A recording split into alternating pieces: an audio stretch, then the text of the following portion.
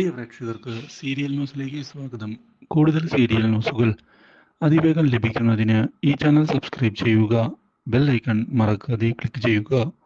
Video ഇഷ്ടമായി എങ്കിൽ like ചെയ്യാൻ മറക്കരുത്. അപ്രതീക്ഷിതമായി കരീം സാഹിബ് വന്നതിനെ തുടർന്ന് കാര്യങ്ങൾ കൈവിട്ടു പോയിരിക്കുകയാണ് മാനസിയുടെ.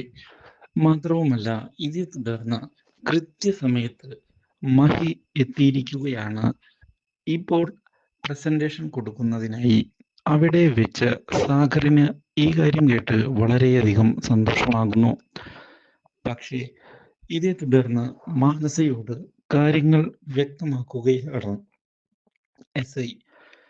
കരീം സാഹിബിന്റെ കടന്നുവരവ് ഒരിക്കലും പ്രതീക്ഷിച്ചതല്ല. അതുകൊണ്ടാണ് ഇങ്ങനെയൊക്കെ പറ്റിയത്. എടോ, നാണമില്ലടോ തനിക്ക് ഇങ്ങനെയൊക്കെ പറഞ്ഞു ഒഴിഞ്ഞു മാറാൻ? ഒരു കരീം സാഹിബ്, അയാളുടെ മുന്നിലൊക്കെ മുട്ടിവിറയ്ക്കുന്ന നിന്നെയൊക്കെ എന്തിനു കൊള്ളാം? ഞാനൊക്കെ ആയിരുന്നെങ്കിൽ അയാളെ ഒരു പാഠം പഠിപ്പിച്ചേനെ. ഇതിപ്പോ ഒരു കാര്യവുമില്ല, വെറുതെ നാണക്കേട്. വെച്ചിട്ട് പോടോ. ഇതോടെ ആകെ നാണം കെട്ടിരിക്കുകയാണ് മാനസ. പക്ഷേ ഇതേ സമയം ദേവ്ജി ഈ കാര്യങ്ങൾ അറിയാൻ ഇടയാവുകയാണ്. കരീം സാഹിബെ, നന്ദിയുണ്ട്. കരീം സാഹിബ് കൃത്യസമയത്ത് ഇടപെട്ടില്ലായിരുന്നു എങ്കിൽ കാര്യങ്ങൾ കൈവിട്ടു പോയേനെ. അതിന് സാഹിബിനോട് നന്ദി പറയണോ? അതെന്റെ ദേവ്ജി, നമ്മളൊക്കെ ഒന്ന് തന്നെയല്ലേ? അതുകൊണ്ട് തന്നെ എന്നോട് നന്ദി പറയേണ്ട ഒരു ആവശ്യവുമില്ല.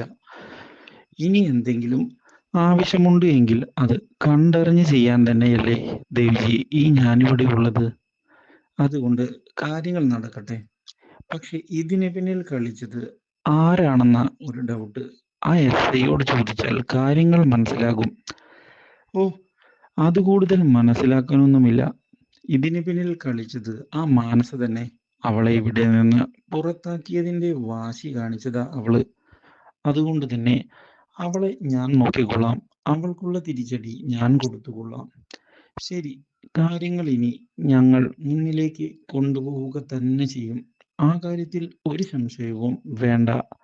ഇത് കേട്ടതിനെ തുടർന്ന് വളരെയധികം സന്തോഷം ഉണ്ടായിരിക്കുകയാണ് ദേവ്ജിക്ക്. ഇതേ തുടർന്ന് ദേവ്ജി മാനസയെ കാണാൻ ചെന്നിരിക്കുകയാണ്. എന്താ മാനസ മോളെ, വിചാരിച്ച പ്ലാനൊന്നും നടന്നില്ല അല്ലേ? എന്ത് പ്ലാൻ? ഓ, ഒന്നും അറിയാത്തതുപോലെ. കാര്യങ്ങളൊക്കെ കൈവിട്ടു പോയത് ഇപ്പോൾ ഞങ്ങളും അറിഞ്ഞിട്ട് തന്നെയാ ഇവിടേക്ക് വന്നിട്ടുള്ളത്. അതുകൊണ്ട് തന്നെ നീ ഒന്നും അറിയാത്ത അഭിനയമൊക്കെ നിർത്ത്. നീയാണ് ഇതിന് പിന്നിൽ കളിച്ചത് എന്ന് മനസ്സിലാക്കാൻ അത്ര വലിയ ബുദ്ധിയൊന്നും വേണ്ട മോളെ.